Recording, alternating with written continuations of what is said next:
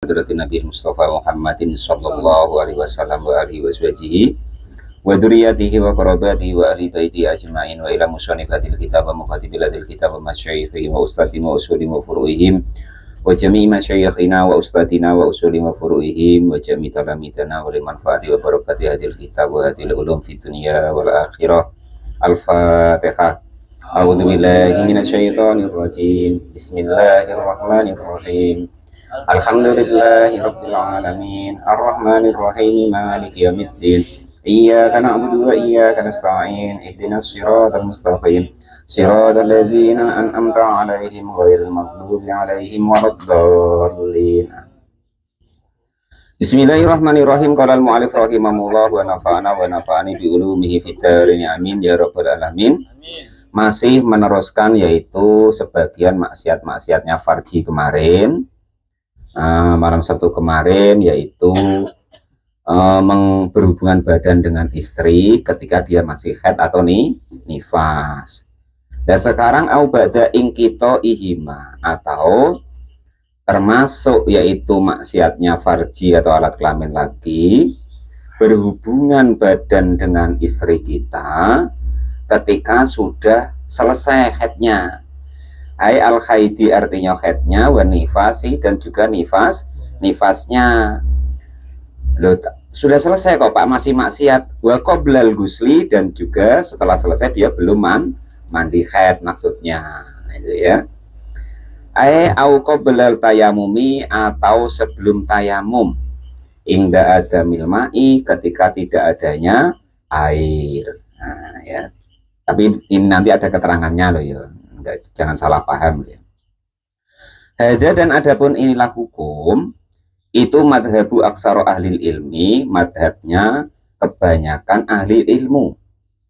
Qala sudah berkata siapa al-Bagwi, Imam al-Bagwi, wadhaba dan juga menerangkan atau membahas siapa Abu Hanifah, Imam Abu Hanifah, ila anahu kepada sesungguhnya keadaan itu ida ingkotoa ketika terputus apa damuha darahnya seorang perempuan yang haid atau nifas liaksaril haidi kepada paling banyak-banyaknya haid wahia dan adapun paling banyak-banyaknya haid menurut Imam al-Bagwi dan juga Imam Abu Hanifah ingdahu menurut pendapat beliau itu asaratu ayamin 10 hari.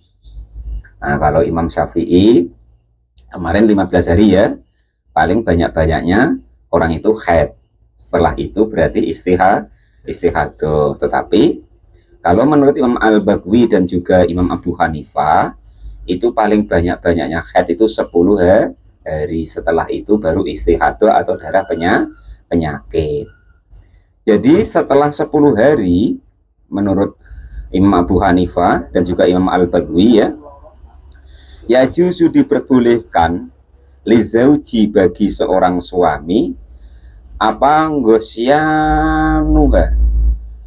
nggosianiha mendatangi perempuan yang selesai haidnya tadi kalau sudah 10 hari qoblal gusli sebelum mandi. Itu kalau menurut Imam Abu Hanifah karena untuk mencegah maksiat atau dosa yang lebih besar. 10 hari itu lama loh. Kalau kok ibaratnya orang yang tidak begitu tahan ya itu lama. Beda kalau macam Pak D yang sudah tua, Mbak Sabar mungkin ya es guyur-guyur 10 hari apa-apa kan gitu. Tapi kalau yang muda-muda nah itu ya. Waqala dan sudah berkata siapa Mujahidun Imam Mujahid wa Ata'un dan juga Imam Ata' wa Tawusun dan juga Imam Tawus ida gusilat ketika kok sudah dibasuh apa farjuha farjinya seorang perempuan yang selesai haidnya tadi walaupun belum mandi ya juzu maka diperbolehkan lizauji bagi seorang suami apa gosyanuha mendatangi atau menjima atau menggauli istrinya yang sudah selesai haid tadi asal barangnya itu sudah dicuci maksudnya begitu. Qoblal gusli sebelum dia mandi haid atau mandi nifas intaha Sudah selesai apa pendapat daripada Imam Mujahid, Imam Atha, dan Imam Tawus. Jadi dalam kitab Sulam Taufik itu, ketika ibaratnya seorang perempuan itu kok sedang haid atau baru selesai nian haid, itu masih nggak boleh, masih maksiatnya farji, andaikan kok digauli. Nah, ketika belum mandi, au badal gusli, atau dia sudah mandi, tapi bila niatin dengan tanpa niat, pokok asal mandi gitu baik perempuan tadi. Au ba'dahu, atau setelah mandi. Ma'afak disartin beserta tidak adanya syarat min surutihi, dari syarat dan rukunnya mandi. Artinya mandinya itu tidak sah begitu. Lah, karena mandinya tidak sah, maka dianggap belum mandi li'anal husla. Karena sesungguhnya mandi itu al-kholiyun, sesuatu yang sepi, anin niati, dari niat, awis sarti, atau syarat. Karena tidak ada niat atau syaratnya tidak sah, ya kan, yolayasihu, maka tidak sah apa mandi itu. Nah, makanya kelihatannya sepele mandi junub atau mandi wajib atau mandi haid atau mandi nifas itu. Nah, kalau kita nggak hati-hati ya itu tadi, gitu ya.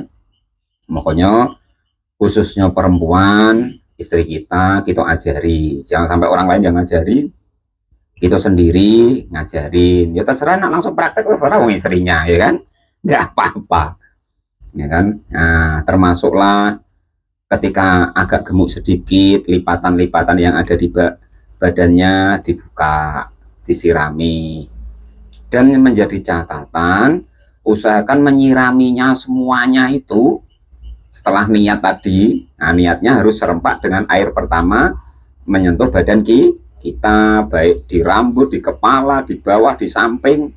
Nah, itu seperti itu kemarin caranya ya. Terus meratakan air ke seluruh tubuh, termasuklah andaikan seorang perempuan itu jongkok ketika buang hajat, mana yang nampak itu termasuk wajib kena basuh daripada air yang air mutlak tadi. Jangan baru separuh, nah, terus sabunan, nah, atau sampoan. Artinya belum rata air mutlak itu sampai ke seluruh tubuh kita. Ya sama persis dengan kita mandi mayat ya begitu, Pak Rozak. Usahakan seluruh badan mayat itu terguyur dengan air yang murni dulu, yang tidak tercampur sabun, tidak tercampur sampo, atau tidak tercampur kapur barus. Nah, sesudah rukunnya itu selesai, nah terserah mendapat kesunahan sampoan, disampoi mayat itu, atau kita sampoan, atau kita pakai sabun supaya wangi, karena itu termasuk sunah-sunahnya mandi ya.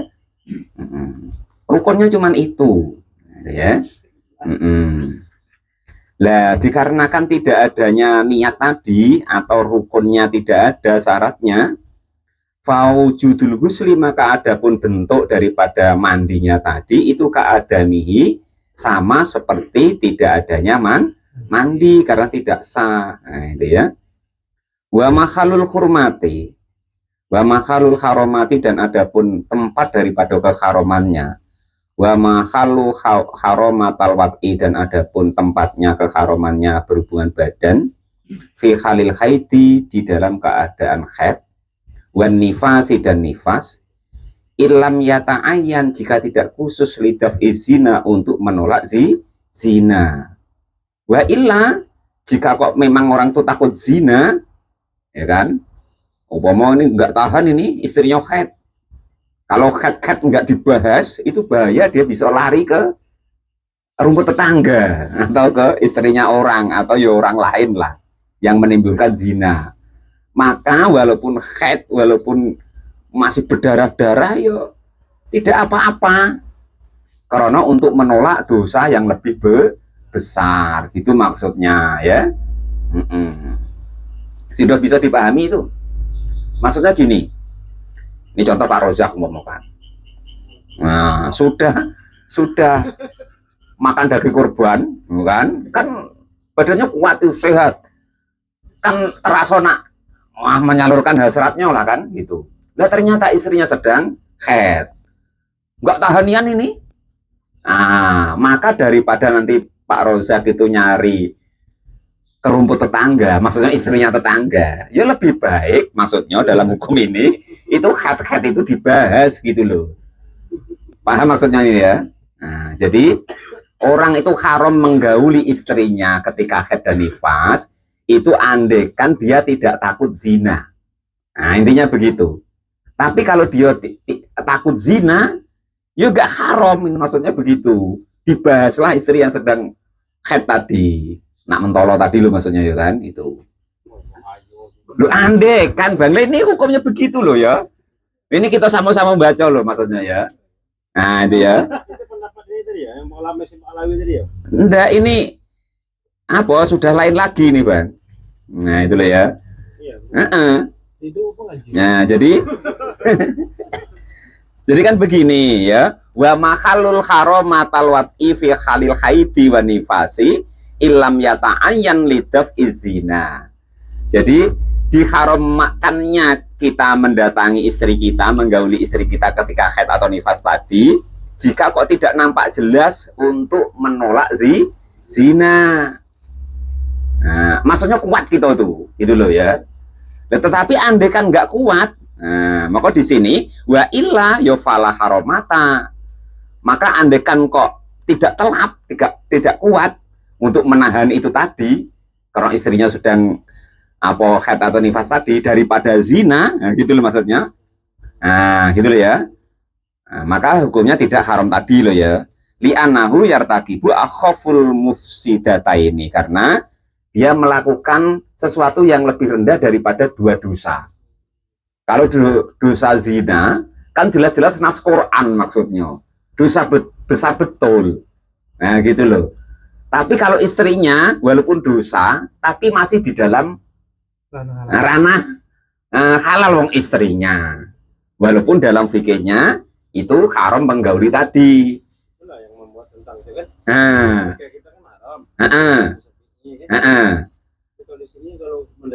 Mendesak daripada dia nanti keluyuran, ya kan? Nah, benda itu dari keluyuran. Jadi makanya di Quran itu Bagudori ya kan wala tamasu apa tuh, jauhilah istrimu ketika haid dan nifas karena lagi dalam keadaan sakit kan gitu. Nah itu masuk salah satu maksudnya tuh ini. Nah intinya begini loh, Islam itu nah makanya di sini kan itu fala hurmatali annahu yartakibu akhaful mufsidata ini lidaf asadima kan gitu. Jadi untuk menolak sesuatu yang lebih berat dosanya. Nah, maka ya khat-khat dibahaslah daripada dia zina. Maksudnya begitu loh kurang lebih bang ya. Wah, itu lain bang. Itu darurat itu. Kalau ini masih di dalam enggak. Namun daripada jatuh, takutnya tuh daripada jatuh ke dosa yang memang betul-betul dosa besar di nas Al-Quran gitu maksudnya. Makanya di sini lidaf'i asyadima karena menolak dosa yang lebih berat daripada menggauli istri yang sedang haid atau nifas tadi. Itulah ya. Tapi kalau pas nifas jangan kencang-kencang Pak Rosa, kasihan lagi sakit itu. Nah, sudah melahirkan tekan nifas namanya. Nah itu hati-hati itu, bahaya tuh. Pelan-pelan ya. Nah, sudah kira-kira bisa dipahami ya. Nanti kok wah hukum ini lucu pula. Maksud haid boleh. Maksudnya istri kita haid atau nifas tadi boleh Pak Rozak gauli, andaikan betul-betul nggak tahan, nyata-nyata ini tadi. Nyata ayana lidaf izina, nyata-nyata untuk menolak zina. Maka tidak haram. Maksudnya begitu. Tidak diharamkannya karena daripada takut di dosa yang lebih parah istilahnya gitu loh ya. Itu dosa-dosa tapi bang punyanya dewek ya kan? Sama dengan begini loh, Pak Rozak punya motor sudah agak-agak rusak tapi Pak Rozak paksa juga. Nah, daripada nyuri motor orang, nah kurang lebih begitu gambarannya ya. Nah, sama dengan ini itu sedang sakit, itu sedang rusak wong haid nifas itu kemarin ada ya sakit ya ketika di berpuasa kemarin. maka tidak boleh dua sakit yang bersamaan kemarin ketika puasa ya. Nah, sama dengan itu kurang lebihnya. Kira-kira bisa dipahami ya. Nah, itu. Balik yang balik seyogjanya sebaiknya wujubuhu wajibnya mendatangi istri yang sedang haid atau nifas tadi khina idin ketika tidak tahan untuk berzina. Ini yang bawah ini Bang ya. Nah, bal yang wujubuhu khina idin, bahkan sebaiknya andaikan kok daripada nahan kepada istri yang haid tadi nggak tahan, maka malah dihukumi wajib mendatangi istrinya tadi yang sedang haid atau nifas daripada zina, itu maksudnya ya.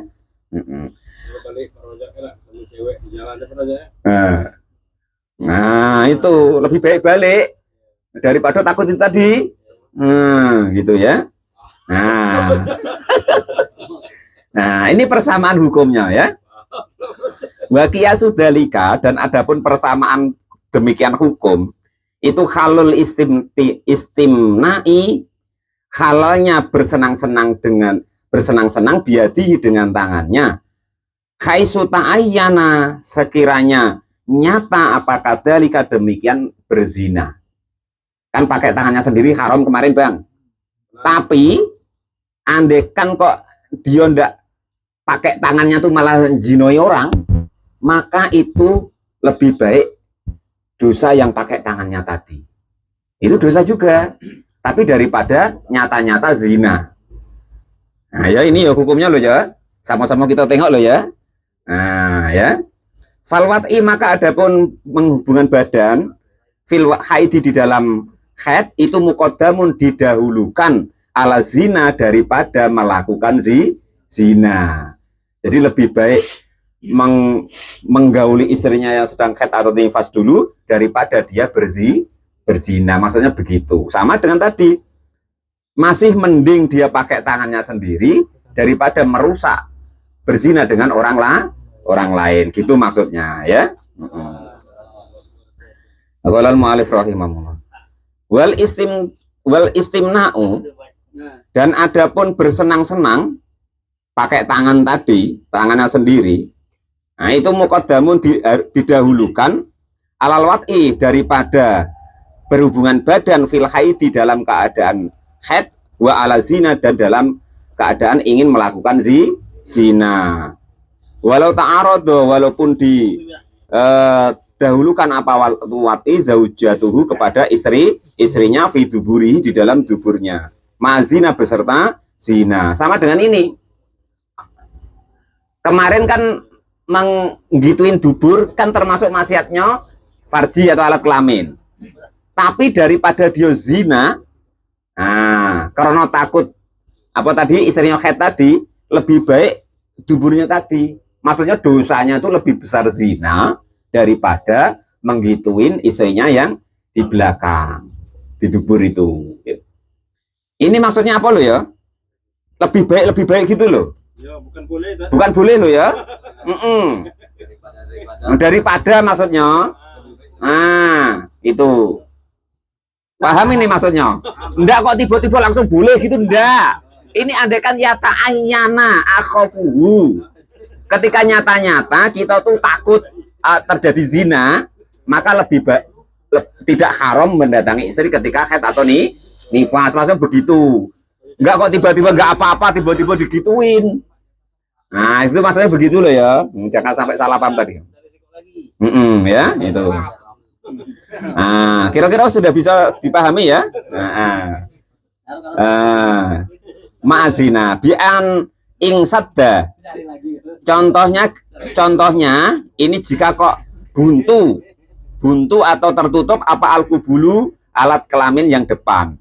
Kudima, maka didahulukan apa al-awalu, yang awal. Contoh begini, entah macam mana tiba-tiba istri itu alat kelaminnya buntu, nggak bisa dimasukin Pak. Ini loh ya. Nah, terus daripada Pak Rozak itu zina, ya walaupun itu dosa, tapi tidak sebesar zina menggituin duburnya tadi, gitu loh maksudnya. Nah itu andai kan kok nyata-nyata Pak Rozak nggak mampu, nggak tahan gitu loh. Ya kalau tahan ya jangan tadi, haram tadi maksudnya gitu loh ya. Nanti terus dibuat enak hukumnya. Wah, boleh kemarin malah. jangan jangan salah paham dengan hukum itu ya.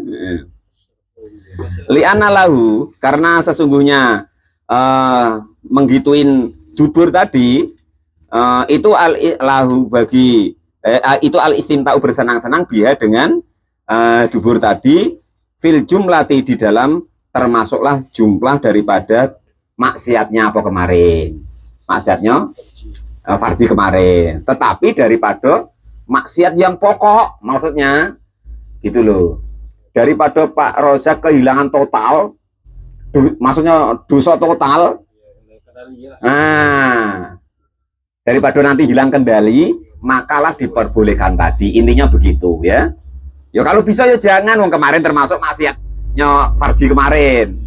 Cuman ini maksudnya tuh pertimbangan hukum daripada zina yang nyata-nyata dosa besar larangan Allah dan Rasul. Nah, itu lebih mending itu, andai kan nyata-nyata nggak tahan gitu maksudnya. Ya bolak-balik ini jangan sampai salah paham. Kalau masih ragu-ragu nanti tanya lagi loh ya. Nanti tiba-tiba wah ngaji semalam boleh itu. Ya kiranya Pak Janes tahan ya jangan gitu maksudnya. Tadi dihalalkan tadi tidak haram itu andekan kok tidak tahan. Nah, gitu loh ya. Wali annahu, dan sesungguhnya hal-hal sedemikian, maksudnya mendatangi istri ketika haid kemarin ya kan, ketika nifas, itulah hadda, tidak ada hukuman alaihi kepada orang yang mendatangi istrinya ketika haid atau nifas tadi. Bidalika, dengan demikian mendatangi istri atau istrinya ketika haid atau nifas tadi. Kan kemarin sunnah ya, sunnah membayar had, bukan had loh, fidyah apa kemarin? Nah, membayar sodako lah, sodako ya, disunahkan membayar sodako satu dinar, sunnah ya kemarin ya, disunahkan membayar sodako 1 dinar ketika masih deras-derasnya darah. Ketika sudah agak longgar darahnya, separuh di dinar, begitu kemarin ya. Nah itu makanya wali annahu la hadda alaihi, mendatangi istri yang sedang haid atau nifas itu tidak ada hukuman alaihi atas hal tersebut, cuma disunahkan sedekah kemarin ya. Afada, memberi faedah dalika kepada keterangan hukum tersebut siapa? Asy-Syarqawi, Imam Asy-Syarqawi. Ya, jadi sudah bisa dipahami ya. Nanti kalau kira-kira ragu-ragu, salah paham, tanya dulu. Nah itu termasuk maksiatnya farji, tapi andekan kok tidak tahan gitu ya. Yang seterusnya wa taksifu lil aurati ingdaman yahrumu nadruhu ilaihi. Wallahu a'lam bishawab. Alhamdulillahirabbil alamin. Alhamdulillah.